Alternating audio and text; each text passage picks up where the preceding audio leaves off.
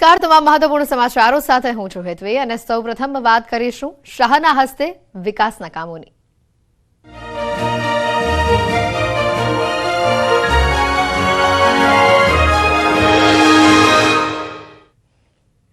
કેન્દ્રીય ગૃહમંત્રી બીજા દિવસે પણ આજે અમદાવાદમાં વિકાસની ભેટ આપવાના છે। અમદાવાદમાં વિવિધ કાર્યક્રમમાં તેઓ આજે હાજરી આપશે। આજે શેલામાં તેઓ હાજરી આપશે। સવારે 10:30 કલાકે સામુદાયિક ભવનનું ઉદ્ઘાટન તેઓ કરશે। સાણંદમાં ગોદામ પરિસરનું ઉદ્ઘાટન કરશે। સાણંદના મોડાસરમાં તળાવનું ઉદ્ઘાટન કરશે તો સવારે 11 વાગે ઝોલાપુર તળાવનું તેઓ ઉદ્ઘાટન કરશે। 12 વાગે સાણંદમાં વિવિધ વિકાસ કાર્યોનું લોકાર્પણ તેઓ કરવાના છે।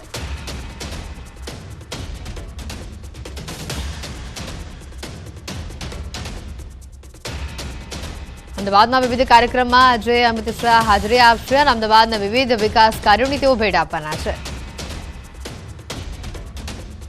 મહામહિમ રાષ્ટ્રપતિ દ્રૌપદી મુર્મુના ગુજરાત પ્રવાસનો આજે બીજો દિવસ છે। રાષ્ટ્રપતિ આજે વલસાડની મુલાકાત લેશે। ધરમપુરના રાજચંદ્ર આશ્રમમાં ધાર્મિક કાર્યક્રમમાં તેઓ હાજરી આપશે અને બાદમાં આદિવાસી સમાજના લોકો સાથે સંવાદ કરશે। અનેક સેવાકીય કાર્ય સાથે સંકળાયેલા રાજચંદ્ર મિશનના ધાર્મિક અને સેવાકીય કાર્યક્રમમાં રાષ્ટ્રપતિ ઉપસ્થિત રહેવાના છે।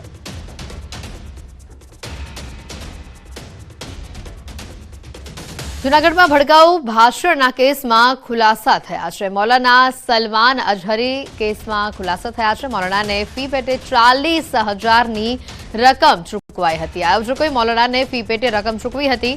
એલસીબીની તપાસમાં ખુલાસો થયો છે। 31મી જાન્યુઆરીએ નરસિંહ શાળા ગ્રાઉન્ડમાં સભા યોજાઈ હતી જેમાં મૌલાનાએ ભડકાઉ ભાષણ આપ્યું હતું અને જે બાદ 2 ફેબ્રુઆરીએ મૌલાના વિરુદ્ધ ગુનો નોંધાયો હતો। હાલ જૂનાગઢના કેસમાં મૌલાના 15,000ની રકમ પર જામીન પર છે।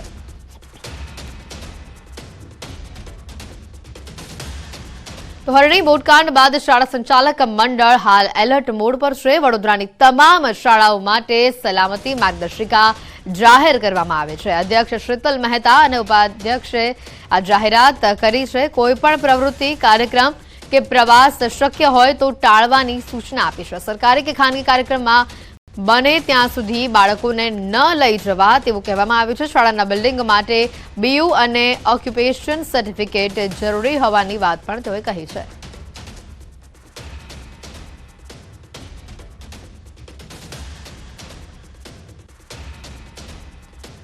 વડોદરાના હરણી બોટ દુર્ઘટના કેસમાં તપાસ કરવામાં આવી રહી છે। લેક ઝોનના ફરાર આરોપીઓ પર તવાઈ બોલાવવામાં આવી છે। ફરાર 4 આરોપીઓના બેંક એકાઉન્ટને પણ સીઝ કરવામાં આવશે। આરોપીઓની શોધ માટે એસઆઈટીની ટીમની તપાસ ચાલી રહી છે અને રાજ્યમાં પણ આ તપાસ કરવામાં આવી રહી છે। ફરાર ભાગીદાર ધર્મીન બાથાણી વિદેશમાં હોવાની માહિતી છે। પરેશ શાહનો પુત્ર વત્સલ, પત્ની નૂતન અને પુત્રી વૈશાખીનો હજી સુધી પતો નથી। બોટકાંડમાં ઝડપાયેલા દીપેન અને ધાર્મિલની ઓફિસમાં પોલીસનું સર્ચ ચાલી રહ્યું છે। આજે રિમાન્ડ પૂરા થતા બંનેને કોર્ટમાં રજૂ કરાશે। મહત્વની વિગતો સામે આવી રહી છે। વધુ વિગત મેળવીશું। હાર્દિક ફોન લાઈન ઉપર સંવાદદાતા અહીંયા જોડાઈ ચૂક્યા છે। હાર્દિક, વધુ માહિતી શું સામે આવી રહી છે? હવે તો પોલીસે અત્યાર સુધી 19 જે આરોપીઓ છે તેમની સામે ફરિયાદ દાખલ કરી હતી। ત્યારે મોટા પ્રમાણમાં જે આરોપીઓ છે તેમની ધરપકડ પોલીસ દ્વારા કરી લેવામાં આવી છે। પરંતુ હજી સુધી જે 4 આરોપીઓ છે તેમને પોલીસ જે છે આટલો લાંબો સમય થઈ ગયો છતાં પણ શોધી શકી નથી। ત્યારે હવે જે પોલીસ છે તેમના દ્વારા જે આ આરોપીઓ છે તેમના પર તવાઈ બોલાવવાની શરૂઆત કરવામાં આવી છે।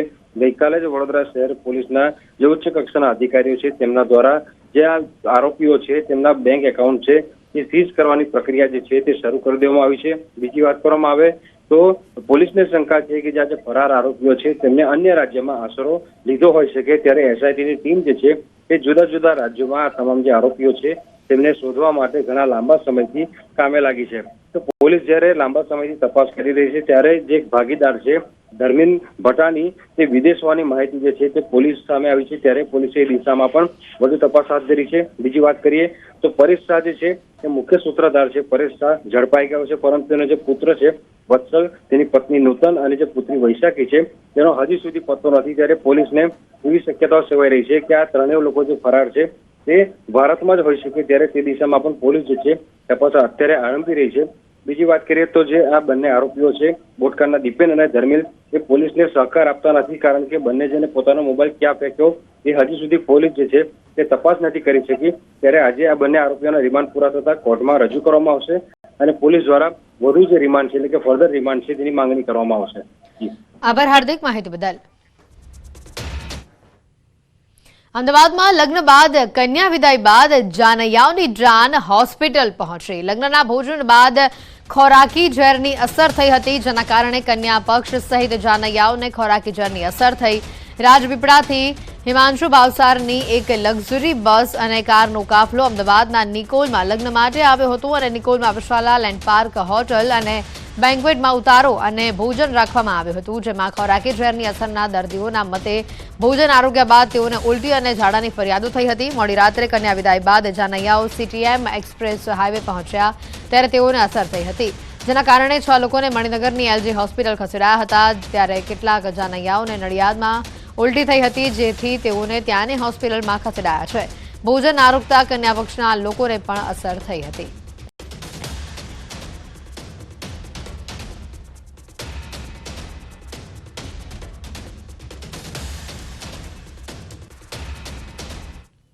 વિશાલા ડેરી પાર્કમાં જે અમે ભોજન આરોગ્યું હતું ને એના પછી 1 કલાક પછી અમને જે ફૂડ પોઈઝન થયું હતું, તો વોમિટિંગ અને ડાયરિયા થયા હતા। અત્યાર સુધી બહુ બધાની હાલત ખરાબ થઈ ગઈ હતી। તેમાં 13 થી 14 વાર મને હાલમાં વોમિટ થઈ ગયેલી અને રાત્રે અમે 1 વાગે એડમિટ થયા હતા। ગાજરનો હલવો હતો, સ્ટાર્ટઅપમાં સૂપ હતું, પછી સલાડ હતું, પછી દાલ ફ્રાય, જીરા રાઈસ, રોટી, પનીરની સબ્જી હતી, બીજી એક સબ્જી હતી અને છાશ હતી લાસ્ટમાં। અને સ્ટાર્ટિંગમાં અમે ગયા ત્યારે પાઇનેપલનું મિલ્ક શેક ટાઈપ હતું પલ્પનું, એના લીધે એવું થયું લાગે છે। જાનને કેટલા વાગે વળાવવામાં આવી હતી? જાનને 11 વાગ્યા જેવું વળાવી દીધી હતી। ગુજરાતમાં આજથી તાપમાનમાં વધારો થશે। આજથી 2 થી 3 ડિગ્રી તાપ સુધીનું જે ગરમી છે તે વધી શકે છે, તાપમાન વધી શકે છે। ગરમી અંગે હવામાન વિભાગની આગાહી સામે આવી છે। આજે પણ પવનની ગતિ તેજ રહી શકે છે। આવતીકાલથી પવનની ગતિમાં ઘટાડો થઈ શકે છે। આજથી અમદાવાદનું મિનિમમ તાપમાન 18 ડિગ્રીની આસપાસ પહોંચી શકશે। તો હવામાન વિભાગના લોંગ ફોરકાસ્ટ અનુસાર ફેબ્રુઆરીના 3 સપ્તાહમાં દિવસ અને રાતના તાપમાનમાં સામાન્ય વધતા ગરમીનો અહેસાસ થઈ શકે છે। 24 आवर्स के लिए जो मिनिमम टेम्परेचर का फोरकास्ट दिया गया है वो नो लार्ज चेंज में रहेगा और उसके बाद 2 से 3 डिग्री सेल्सियस का ग्रेजुअल राइज का मिनिमम टेम्परेचर का फोरकास्ट दिया गया है। સુરેન્દ્રનગરમાં જાહેરમાં યુવકને તાલિબાની સજા આપનારા કુલ 9 લોકો પોલીસના સકંજામાં છે। મૂળીના નાળધ્રીમાં યુવકનું અપહરણ કરીને મુંડન કરવામાં આવ્યું હતું। વાયરલ વિડીયોમાં પ્રેમ પ્રકરણ મામલે યુવકને ઢોર માર મારતા 10 લોકો વિરુદ્ધ ફરિયાદ દાખલ કરાઈ છે। પ્રેમ પ્રકરણમાં યુવતીના પરિજનોએ મુંડન કરાવી માર માર્યો હતો। પોલીસે 9 આરોપીને ઝડપીને વધુ કાર્યવાહી હાથ ધરી છે। તાપીના ઉચ્છલ તાલુકામાં આવેલું છેવાડાનું ગામ નૂરાબાદ આ ગામની પ્રાથમિક શાળામાં જર્જરિત ઓરડાને લઈને વિદ્યાર્થીઓ અને શિક્ષકો હાલાકી ભોગવી રહ્યા છે। તંત્ર દ્વારા 2 વર્ષ પહેલા નવા ઓરડા બનાવવાની મંજૂરી અપાઈ હતી, પરંતુ આજ સુધી નવા ઓરડા ન બનતા શાળામાં ભણતા 80 થી વધુ વિદ્યાર્થીઓને અભ્યાસ કરવામાં તકલીફ ઊભી થઈ રહી છે। તો ખાસ કરીને સત્વરે શાળામાં નવા ઓરડા બનાવવાની માંગ સાથે ગામજનોએ જિલ્લા વિકાસ અધિકારીને આવેદન આપ્યું હતું। રજૂઆત છતાં સમસ્યાનું નિરાકરણ નથી આવ્યું। ગ્રામજનોને આગામી દિવસોમાં શાળાને તાળાબંધી કરવાની પણ ચીમકી ઉચ્ચારી છે। 21-22ની અંદર જ્યારે પાછું મંજૂરી આવ્યું ત્યારે એ લોકોએ છે ને ખાસ મુહૂર્ત કરાવ્યું। આપણા સરપંચશ્રી, અમારા સાકરદાના સરપંચશ્રી હતા, એમની મારફતે ખાસ મુહૂર્ત કરાવ્યું અને હજુ હમણાં આ 2 વર્ષ થવા આવ્યા છે, તો હજુ સુધી અમારા ઓરડા બન્યા નથી। તમારા વિદ્યાર્થીઓને અમે કઈ રીતના બેસાડીએ? અમારી એક જ માંગ છે, 17-18માં જે પ્રાથમિક શાળાના 4 ઓરડાનું બાંધકામ મંજૂર થયેલું છે એ ઓરડા બન્યા નથી ને 2022માં ખાતમુહૂર્ત થઈ ગયું। ખાતમુહૂર્ત થયા છતાં ઓરડા સુધી બન્યા નથી। અને હવે વાત કરીશું 51 શક્તિપીઠની પરિક્રમાની।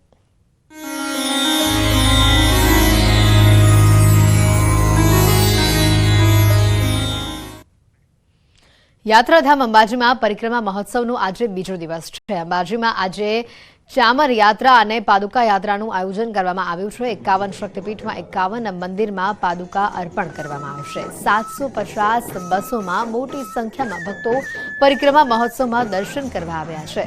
મંદિર પરિસર પણ રંગીન લાઇટોથી ઝળહળી ઉઠ્યું છે। ગબ્બર પરિક્રમાના પ્રથમ દિવસે જ 2 લાખથી વધુ ભક્તોએ પરિક્રમા કરી હતી।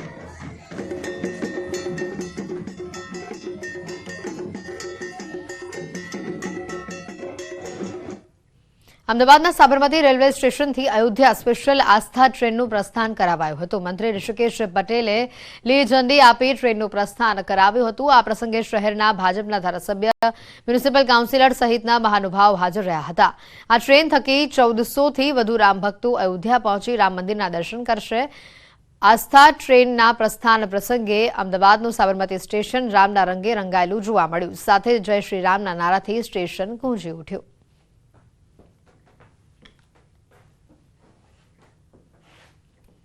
વલસાડમાં ખાડો ખોદવા બાબતે થઈ બબાલ। કુટુંબના જ સભ્યો વચ્ચે થઈ ગઈ લડાઈ। વલસાડના સરી ગામમાં ખાડો ખોદવા જેવી નજીવી બાબતે ડખો થઈ ગયો। કુટુંબના જ કેટલાક સભ્યો મહિલા પર પાઇપથી હુમલો કર્યો।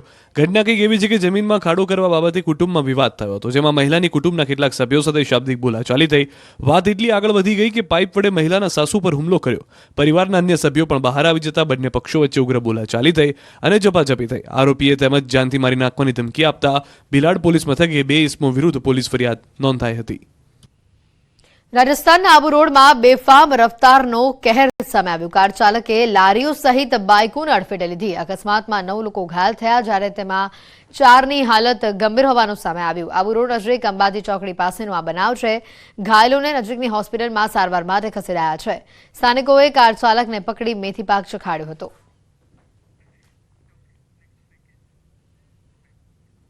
જૂનાગઢ વાસીઓ દામોદર કુંડ તરફ જાઓ તો સાચવજો। દીપડાએ દામોદર કુંડ પાસે લટાર મારી છે। જૂનાગઢમાં ગિરનારની ગોદમાં ફરી એક વખત દીપડો દેખાયો। દામોદર કુંડ નજીક આવેલી મુચુકુંદ ગુફાની આસપાસ દીપડાએ આટાફેરા કર્યા। સાંજના સમયે અતિ પ્રાચીન ધાર્મિક સ્થળ નજીકથી જ્યારે દીપડો પસાર થયો ત્યારે જ ત્યાં હાજર કેટલાક લોકોએ મોબાઈલમાં વિડીયો બનાવ્યો, જેમાં દીપડો બિંદાસ બનીને આટાફેરા મારતો દેખાય છે। સ્થાનિકોનું કહેવું છે કે આ ભાગમાં ભાગ્યે જ દીપડો દેખાય છે, જ્યારે અન્ય વિસ્તારમાં ગિરનાર અભયારણ્યની અનેક વન્યજીવો આ રીતે બહાર આવી ચડે છે। સુરતથી અયોધ્યા જતી ટ્રેનમાં ગોધરાકાંડવાળી થતા રહી ગઈ।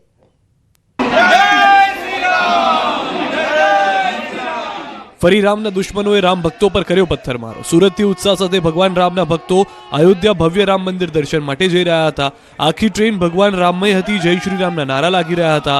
આસ્થાની ટ્રેન મહારાષ્ટ્રના નંદુરબાર નજીક પહોંચી ત્યારે જ રામ ભક્તોમાં હાહાકાર મચી ગયો। ચાલુ ટ્રેનમાં જીવ બચાવવા દોડાદોડી થઈ ગઈ। કેટલાક ભગવાન રામના દુશ્મનોએ અયોધ્યા જતી ટ્રેન પર પથ્થરમારો કર્યો। રવિવારે સાંજે 8 વાગે નીકળેલી આસ્થા ટ્રેન પર નંદુરબાર નજીક રાત્રે 10:30 વાગે આ બનાવ બન્યો હોવાની આશંકા છે। ટ્રેન નંદુરબાર રેલવે સ્ટેશનથી અંદાજે 1 કિલોમીટર બાદ આ બનાવ બન્યાની ચર્ચા છે। રેલવે પોલીસના મતે સ્થળ નિરીક્ષણ પર રેલવે પર કોઈ પથ્થરમારાના નિશાન મળ્યા નથી। જોકે પ્રવાસીઓની ફરિયાદના પગલે રેલવે પોલીસે ચેકિંગ દરમિયાન ટ્રેનની પાસેની જાળીઓમાં બેઠેલા માનસિક રીતે બીમાર એક વ્યક્તિની અટકાયત કરી છે। હાલમાં મામલે કોઈ ફરિયાદ નોંધાઈ નથી। ટ્રેનમાં કુલ 1340 યાત્રીઓ સવાર હતા। રેલવે પોલીસના નિરીક્ષણમાં પથ્થરમારાના કોઈ નિશાન નથી મળ્યા। જોકે સુરતના એક યાત્રીએ વિડીયોથી મોટો દાવો કર્યો છે। મોડી રાત્રે ટ્રેન પર પથ્થરમારો થયો હોવાનો દાવો કર્યો। કેટલાક પથ્થરમારો ટ્રેનની બારીમાંથી અંદર આવ્યા હતા। ટ્રેન પર પથ્થરમારો થતા પ્રવાસીઓમાં ડરનો માહોલ ફેલાઈ ગયો હતો। કેટલાક યાત્રીઓ તરત જ ટ્રેનની બારીઓ બંધ કરી બચાવ માટે પ્રયાસ કર્યા હતા, છતાં 2-4 પથ્થરો તો ટ્રેનની અંદર આવી જ ગયા હતા। પોલીસે પ્રારંભિક તપાસ કરીને